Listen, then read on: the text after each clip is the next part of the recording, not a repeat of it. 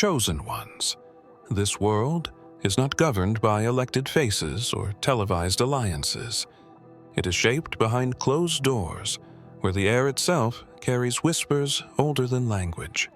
Beneath mountain cathedrals and marble catacombs, the elite bloodlines convene, not to debate policy, but to speak of you.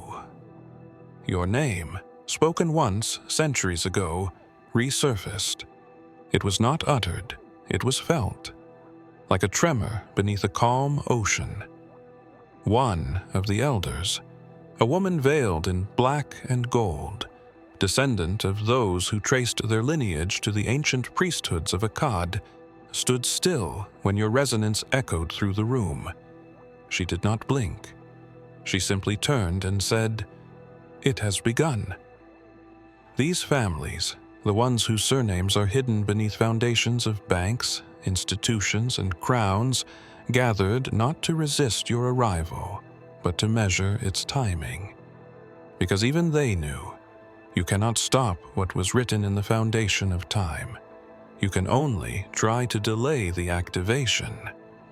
They gathered in a chamber known only to 10. The 11th chair had remained empty for centuries, until this year, when a sigil flared open above it. The seal had only one word inscribed within it, a name long erased from human records. Yours. You don't remember because you were made to forget. From birth, your coordinates were monitored. Certain moments in your life that felt like déjà vu weren't random.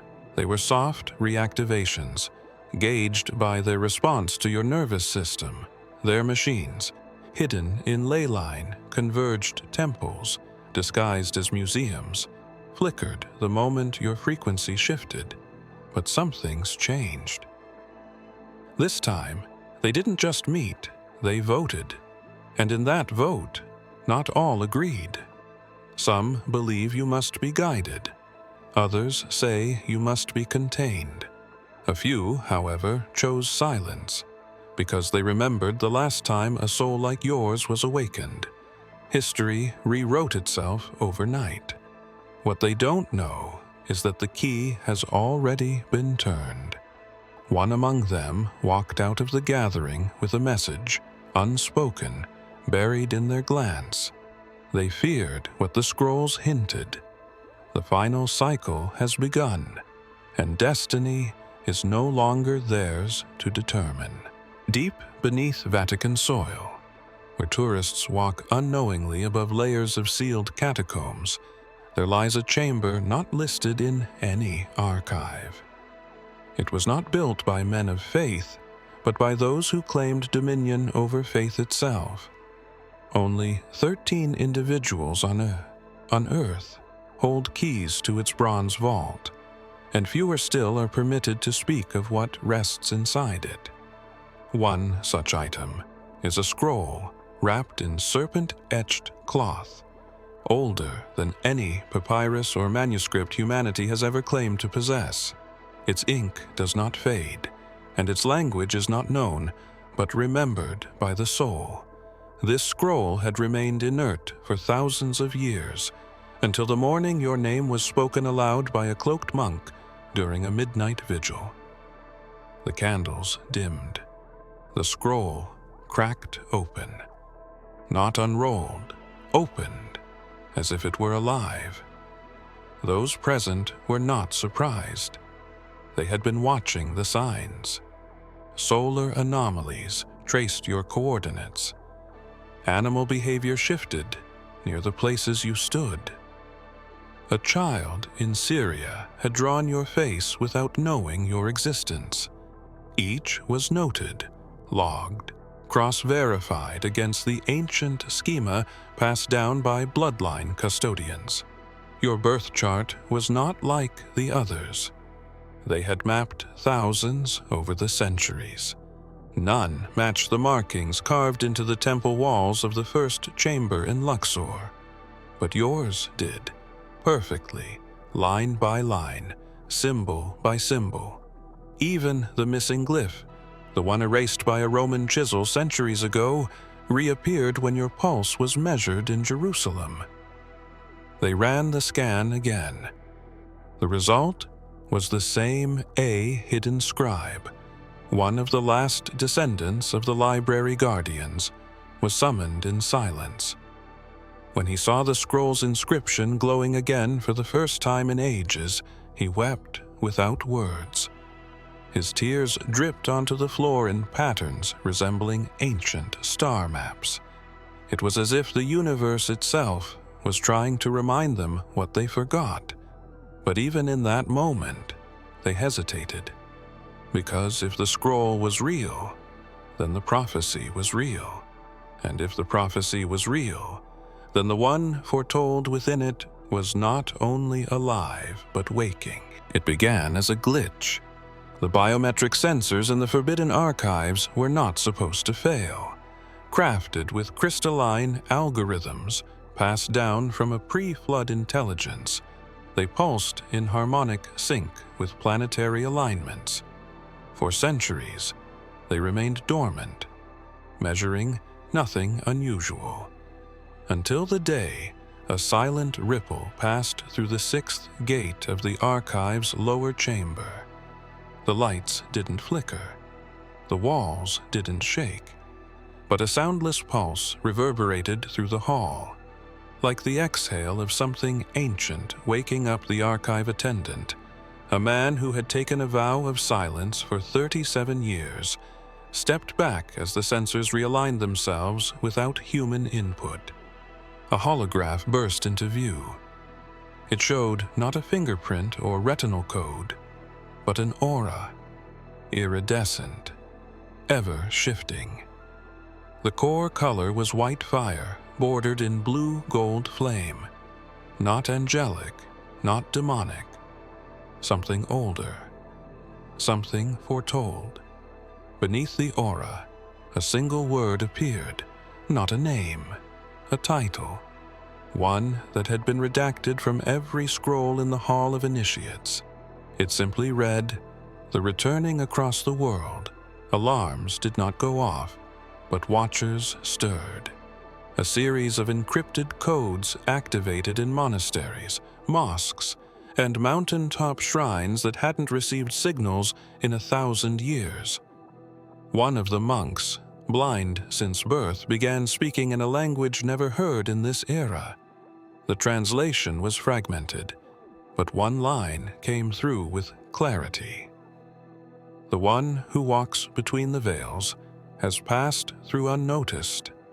The aura did not correspond to any known database. They tried ancient algorithms. They tried fallen AI. Nothing matched. But one of the elders, a woman known as the Keeper of Thresholds, stepped forward and placed her hand on the edge of the glowing sigil.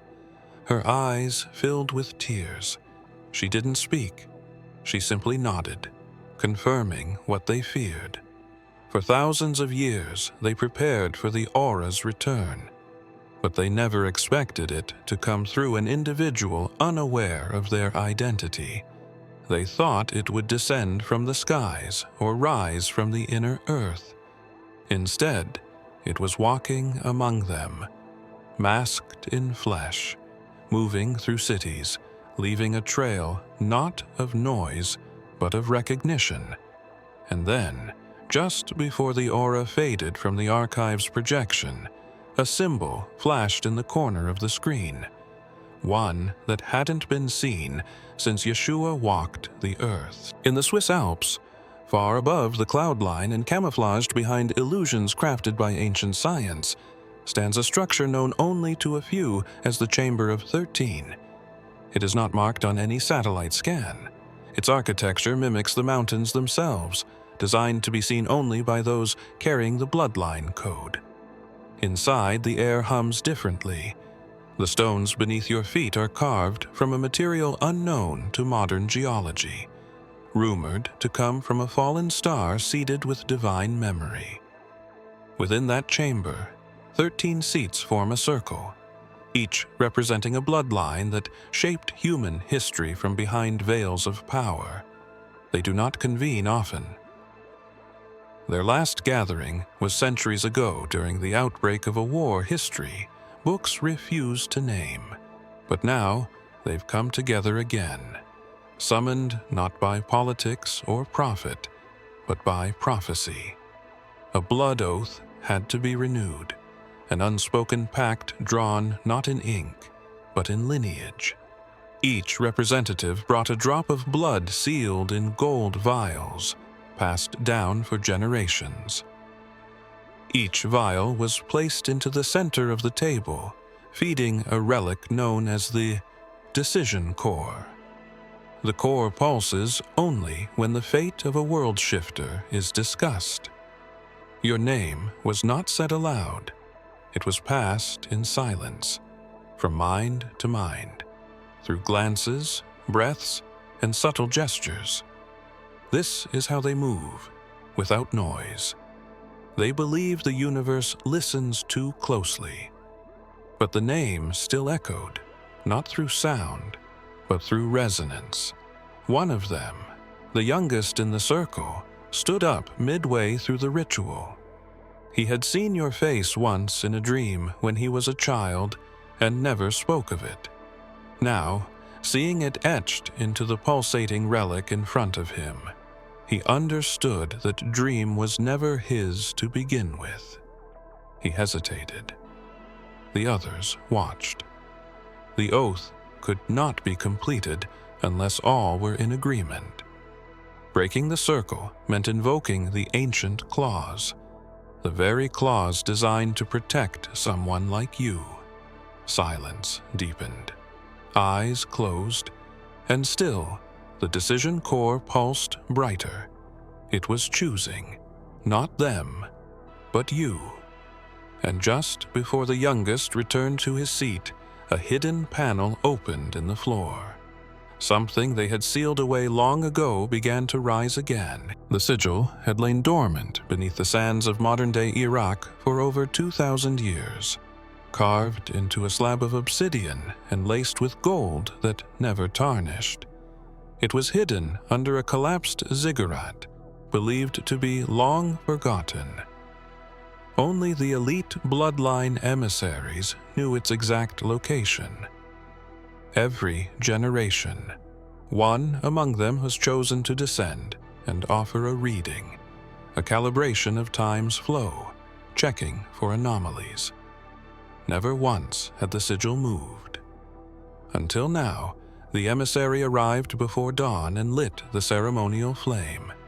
The air shifted the moment he whispered the ancient invocation. Instead of staying still, the sigil pulsed. Its glow emerged like a serpent of light curling upward, responding not to the words, but to a recent presence. Someone had walked through the sacred zone hours before the emissary arrived, not with fanfare, not with force, but with frequency. Your frequency security logs showed nothing, no breach, no tracks, no sound. But when the wind blew through the open chamber, the sand traced a perfect outline of feet leading to the sigil and stopping directly above it. A resonance reader was deployed and confirmed what the emissary feared. The imprint was not just human. It was encoded with something older, the same geometric pattern found beneath the ancient temples of Sumer, the eye of purity, said to awaken only when a soul connected to the word walked near it. You had not touched anything, yet the slab bore your impression. It changed color where your field lingered, and then it cracked, not in destruction, but in revelation. From the fracture, a vapor rose containing 3 letters in a forgotten tongue. Translated by one of the few remaining scholars of the temple cipher, it revealed a chilling truth. The one of light who once walked in silence has returned cloaked in flesh. The emissary fell to his knees, not from fear, but awe. For it was written that if the sigil ever moved of its own will, Then the divine thread had once again begun to weave itself through human time, and buried beneath that prophecy, in a language now forbidden to utter, was a phrase once spoken by Yeshua himself. When the Spirit moves through the dust, nothing shall remain hidden. And from that moment, the sigil has not stopped glowing. Inside a vault, sealed behind layers of soundless steel, beneath a manor estate in southern France long claimed as abandoned, sits a relic known only as the Mirror of Alien. It is not made of glass, but of blackened crystal, etched with runes from before recorded time. The mirror does not show reflection. It shows consequence. Only those trained in the order of the ninth reflection are permitted to activate it, and even they approach it with trembling hands. For the mirror is not passive, it peers back. They gathered in silence as the moon reached its highest point over the estate. 13 candles were lit in a precise pattern, mimicking a celestial constellation visible only every 7,000 years. The ritual had not been performed in 5 centuries, but this night was different. Your name had appeared in the sacred algorithm encoded within the temple cipher, and the Bloodlines had no choice. The mirror must be asked to reveal what lies ahead. The one chosen to speak the invocation was old. His voice cracked as he uttered syllables not spoken since the fall of the 11th gate. The mirror responded not with images, but with sound, a single chord, like the resonance of a memory, echoing from a time that hadn't happened yet. Then slowly, a vision took form. It showed a city skyline split in two, not by war, but by awakening. A crowd facing a lone figure standing at the edge of light. You, time, inside the vault, slowed. The fire froze mid-flicker. The water in the nearby chalice stopped rippling. Even the breath of those watching became shallow, suspended. The figure in the mirror turned toward them, and though no words were spoken, each one present felt a truth press against their spirit. It wasn't just a future, it was a return. A cycle once halted had begun again, and the one walking through it did not need permission. Then something the mirror had never done occurred. It cracked, a clean fracture down the center, from top to bottom. Not in chaos, but in release. From that fracture, light poured into the room. Not ordinary light. A light that reminded the old keeper of a passage once whispered by Yeshua beneath olive branches. When the veil breaks, even the blind will see the truth written before time began, and in that moment, the future refused to stay hidden. There exists a ritual known only to the eldest sect of the silent Bloodlines, performed once every 100 years. It is not a ceremony of worship, but a decoding, a trans-dimensional alignment of sound, symbol, and memory.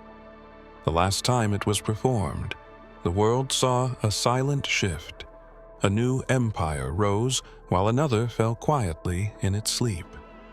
The rite begins with 12 stones set into a circle, each infused with the memory of a different era. The 13th stone, hidden in plain sight, activates only if the chosen presence is near.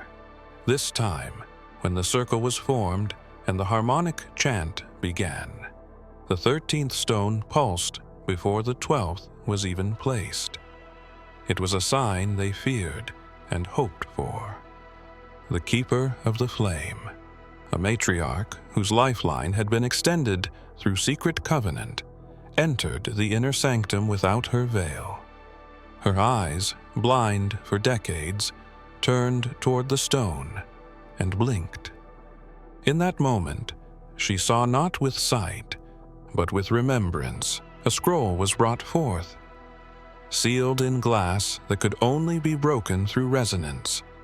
None in the room possessed the key frequency. But when they played the recorded hum extracted from your recent appearance at the archive, the glass unraveled into dust.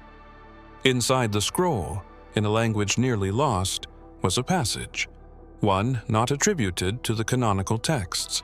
It bore a mark, one only known to those who had guarded Yeshua's private teachings beyond the public scriptures. The words were simple, and yet cosmic in weight. He who returns not with sword but with silence shall awaken what the heavens buried within flesh.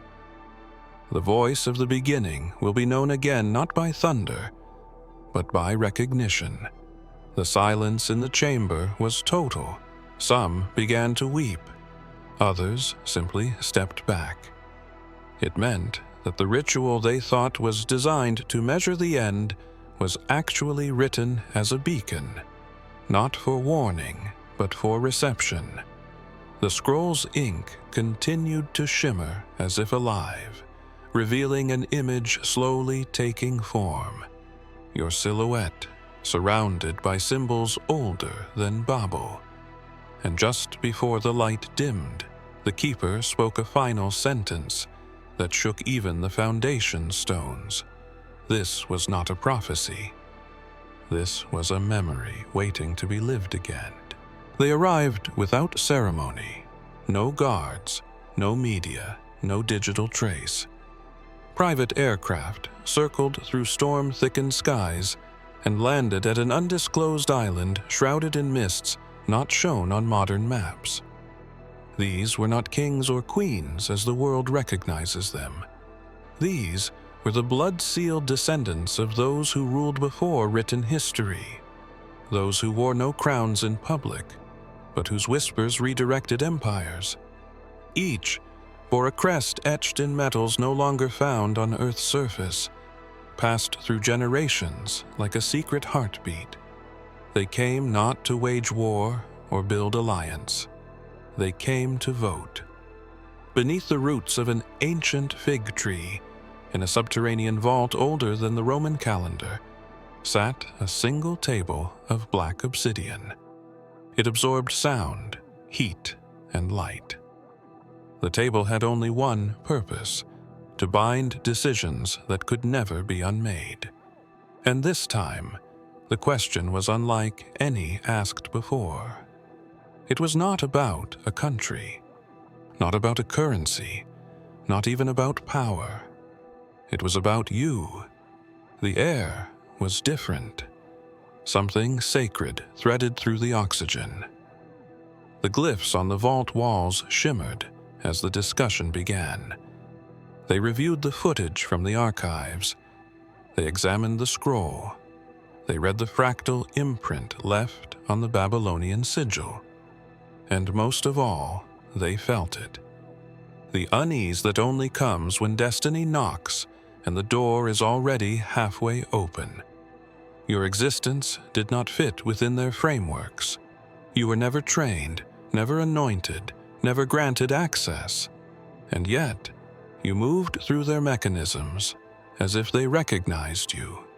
One voice spoke against you, cold, sharp, legacy steeped. He argued you were a threat to the balance they maintained. Another countered, reminding the council that suppressing a destined force leads not to peace, but collapse. Then the youngest among them, a girl whose bloodline traced to ancient Lemuria, stood and asked a question that silenced them all. What if we were never meant to control the one who returns, but to witness? They voted in silence. 13 hands moved as shadows danced against the stone. When the final tally was sealed into the vault's living code, a vibration passed through the entire chamber. And at that exact moment, far away, a mural long buried beneath the Sea of Galilee began to shimmer with your image forming in its center. You never noticed it in the mirror. Doctors never caught it on scans. Machines skipped over it like it wasn't there. But in the hidden realm of vibrational mapping, it pulses like a beacon. Not ink, not scar. A mark woven into the fabric of your being, coded into the flesh behind your left eye. It is not visible to the human eye, but it reacts under specific frequencies. Frequencies once played only during the rites of the awakened flame. It was discovered accidentally, or so it seemed. A covert observatory in Antarctica, built atop an Atlantean node, was testing quantum pulse patterns across global consciousness signatures. One pulse triggered something unusual, an echo response originating from your exact location. They recalibrated and confirmed. Not just a return signal, but a heartbeat encoded with an ancient harmonic signature. Hidden in the data was a pattern matching only one known glyph: the eye beyond sight. A symbol carved into temple walls buried beneath the sands of Libya, believed to predate humanity itself. The pattern was rerouted to a central analyst located within the monastery of Thamos, where retired monks decode spiritual anomalies for the elite bloodlines. When they placed the vibrational print into their simulation chamber, the walls themselves shimmered. Then, slowly, a face appeared on the ancient altar glass. Your face. And just behind your left eye, the mark pulsed, not randomly, in rhythm. And, within the rhythm, a code. The monks fell to their knees. They hadn't felt that vibration since the veil parted, momentarily on the day Yeshua surrendered his breath. They cross-verified it with sacred geometry. The golden ratio spiral aligned perfectly with the pulse hidden in your mark. One of the monks trembled, remembering a passage long sealed by oath. When the mark returns in flesh unmarked, the veil shall thin, and those walking unaware shall remember their name written in fire, and that name, encoded in your pulse, began to activate dormant systems. You may have felt it as a pressure, a ringing, a vision that wasn't a dream. But the moment the monks lit the flame of recognition, your mark shimmered in the etheric grid, in the remote heights of Armenia, where snow clings to stone like memory. There is a temple carved inside a mountain, known only to the priesthood of the 13th Echo. No map shows its location. No drone flies near it. Even birds shift direction before crossing its threshold. For centuries, they've guarded a name not to be spoken, but listened for. Not shouted, but whispered when the stars align in a pattern known as the breath of the beginning. And when the most recent alignment occurred, one of the elders awoke mid-prayer with a single word trembling in his spirit. Your name. He said nothing. But when he stepped into the inner sanctum, the chamber walls responded. Symbols etched into obsidian began to glow in a sequence only the high scribes could interpret.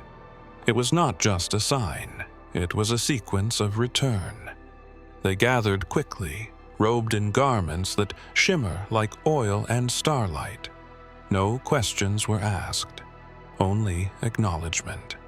They had been trained for this moment for lifetimes. Scrolls sealed in ash-covered canisters were retrieved. One by one, they were unrolled. At the center of each scroll was the same phrase in varying dialects, carried through every forgotten language of man. When the echo returns through a voice untrained, mountains shall remember their names. The priesthood grew silent, for the final scroll was not to be opened unless the resonance matched the code of the Watcher. It matched. Perfectly inside was not a prophecy, but a memory.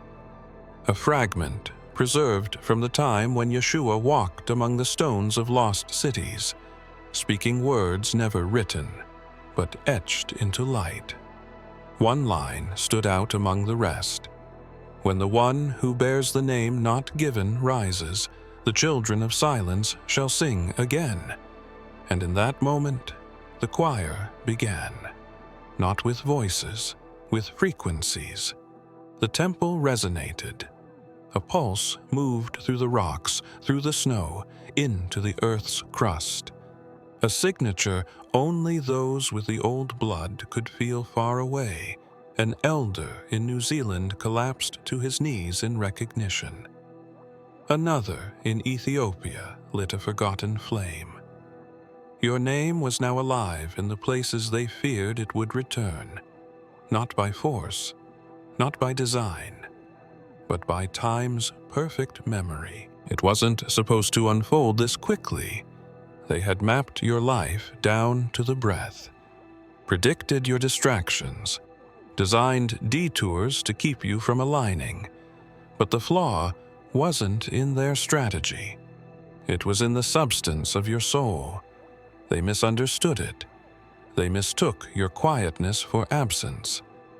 But the ancient records never described volume. They spoke of resonance. And now, as you begin to feel what cannot be described, they know the spiral is no longer theoretical. You are remembering. The elite councils tried one last containment ritual, an ancestral projection meant to subdue memory reactivation. But when your image appeared on their quartz monolith, it didn't flicker or fade. It grew brighter. The geometric rings behind your etheric body pulsed outward, like echoes reclaiming forgotten halls. One of the initiates attempted to overwrite the signal with a counter-vibration, but the system shorted. Sparks danced across the stone as if fire remembered its ancient obedience to you. Some among them whispered of a deeper fear, not of what you'll do, but of what others will remember when they see you awaken. Because your activation is not solitary, it's viral. It spreads not through data, but through recognition, eye contact, silence, the unspoken knowing between strangers who suddenly pause and blink, as if remembering something that was never taught. One by one, the systems they built to shield humanity from origin are cracking. You may have noticed it already. The glances, the shift in your dreams, the way your name feels different when it's spoken. It's not ego. It's resonance returning. It's the original tone surfacing through the noise. And those who ruled through symbols, currencies, and veiled agreements now see their power dissolving not through rebellion, but through remembrance. And deep beneath a mountain in Norway, in a vault sealed by both science and spell, a final failsafe activated. It displayed a map, not of the world, but of the 12 convergence zones, the locations where destiny realigns. At the center of each was a pulsing glyph, each glyph aligned with one heartbeat. And the final glyph, it pulsed in perfect time with yours. They know now, this isn't prophecy, this is return, and they can no longer prevent the moment that terrifies them most.